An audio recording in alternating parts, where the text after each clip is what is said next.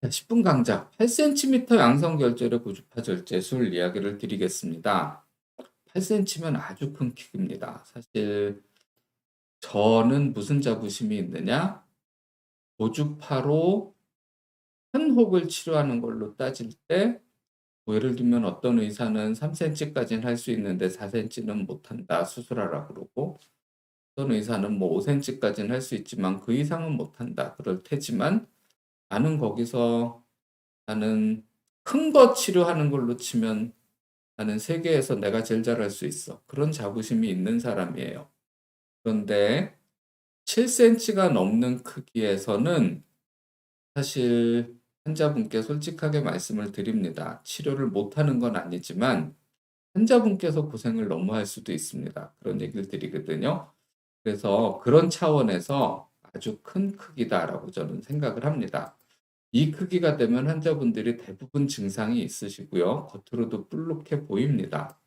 그래서 사실은 진작에 치료하시는 것이 일반적이죠. 이렇게 커질 때까지 보통 환자분들이 본인이 힘들어서 이렇게 크도록 두질 못해요. 뭐 5cm, 6cm 이럴 때쯤 되면 치료를 하죠. 뭐가 수술이 됐던 비수술이 됐던. 근데 8cm가 될 때까지 있었다. 이게 이제 대개는 환자분들한테 특별한 사정이 있으시거나 아니면 수술은 죽어도 하기 싫은데 비수술이 있다는 걸 모르셨다거나 이런 분들이 이렇게 큰 크기가 됩니다.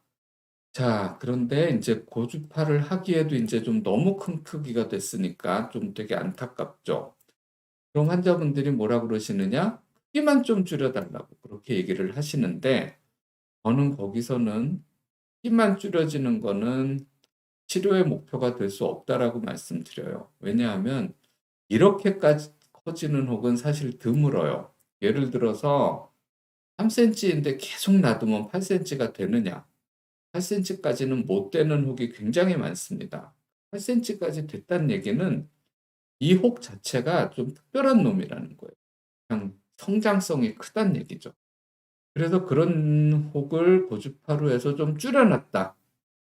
그러면 금방 다시 크지 좀 줄어드는 상태로 가만히 있질 않습니다. 그래서 좀 줄여드리는 것은 정말 너무 미봉책이기 때문에 이거는 환자분을 위해서 차라리 안 하는 게 낫다라고 저는 생각해요. 만약에 한다면 아주 이 혹을 그야말로 끝까지 치료를 해서 절대로 도로 못 커질 만큼 아주 초토화를 시켜야 되거든요. 그렇기 때문에 힘든 거예요. 그래서 그 잔여 부피를 최소화해야 돼요. 재기 못할 만큼. 혹이 그래서 그러려면 치료가 최소한 너댓 번은 해야 되고요. 이만큼을 치료할 때까지는 수년이 걸립니다. 그러면 환자분들 입장에서 수술이 싫으신 이유가 여러 가지 있겠지만 좀 그냥 신체적 부담이 약간 부담스러우신 거잖아요. 근데 고주파가 비수술적 치료니까 수술보다 나을 줄 알았는데 아니 이렇게 많이 해야 돼? 그리고 이렇게 여러 차례 해야 돼? 그럼 이게 더 싫을 수도 있잖아요. 그래서 그런 부분을 환자분께 말씀을 드려야 되고 정말 이래도 고주파가 더 나으시겠습니까? 아니면 차라리 수술이 지금이라도 낫지 않을까요? 그 부분을 솔직히 말씀드리고 선택하실 수 있도록 해 드리는 게 맞습니다. 자, 그래서 예, 수술의 장점은 명확해요. 그냥 전신 마취하고 나면 깨고 나면 끝나 있어요. 물론 수술하고 나면 아프고 회복해야 되고 갑상선의 반쪽이 없어졌으니까 나머지 반쪽 갖고 살아야 되고 이런 점들이 있지만 어쨌거나 이 혹에 대한 치료는 하루 한 번 그걸로 끝이에요. 양성결절이 재발하지도 않고 그러니까 훨씬 낫죠. 근데 고주파는 수술을 안 하기는 하지만 이렇게 치료도 여러 번 해야 되고 기간이 길어진다. 이게 단점이에요. 그렇기 때문에 이 둘을 놓고 비교해서 판단하셔야 됩니다. 제가 이제 근데 또 그냥 두는 건 어떠냐. 이때는 그건 아니신 것 같아요. 8cm가 된 녀석을 그만 놔두면 10cm가 될 수도 있거든요. 그러면 이제 수술 범위도 더 커지고 수술도 여기서 더 커지면 수술도 더 어려워지거든요. 그래서 뭐가 됐든 하셔야지 그만두는 건 좀 곤란하다. 최근에는 그런 경우도 있어요. 이제 8cm가 되면 너무 커서 수술하는 선생님들이 약간 부담스럽거든요.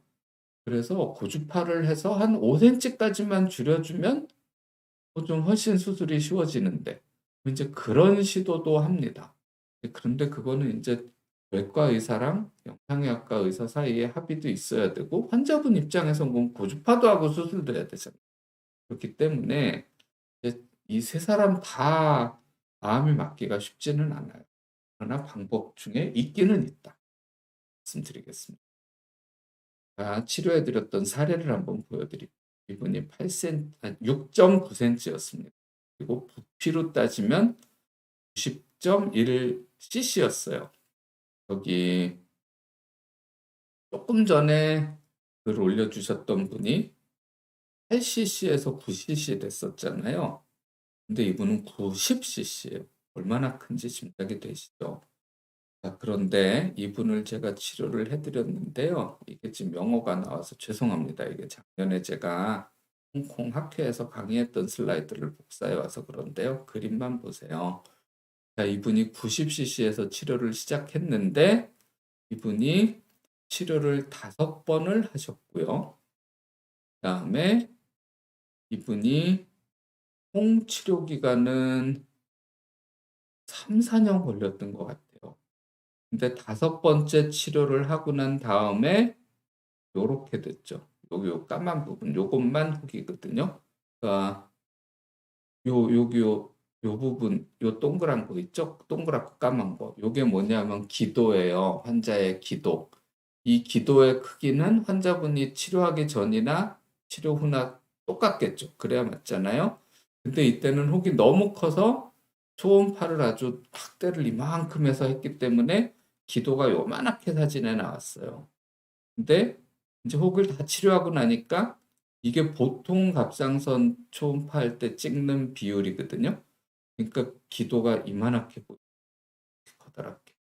그리고 그 와중에 이제 치료 다 끝난 혹은 요렇게 남았죠. 그래서 요 혹은 지금 1.2cc예요. 그러면 90cc가 1.2가 됐으니까 이 부피 감소율이라고 하거든요. 부피 감소율은 99%고 그다음에 남은 부피가 1.2cc지만 완전 새카맣게 다 태워버렸으니까 얘는 제기 못해요. 그러니까 이제 이건 치료에 성공한 거죠.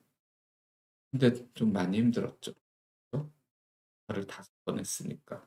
근데 사실 전 이것도 성공 사례로 학회에 들고 나갔으니까 굉장히 잘 된 거겠죠. 다른 분들이 이렇게 했을 때 5번에 이렇게 된다고 보장이 있느냐? 그건 아니에요. 그래서 그 부분이 이제 이렇게 큰 분이 고주파를 할까 말까 생각하신다면 그만하셔야 될 분이세요.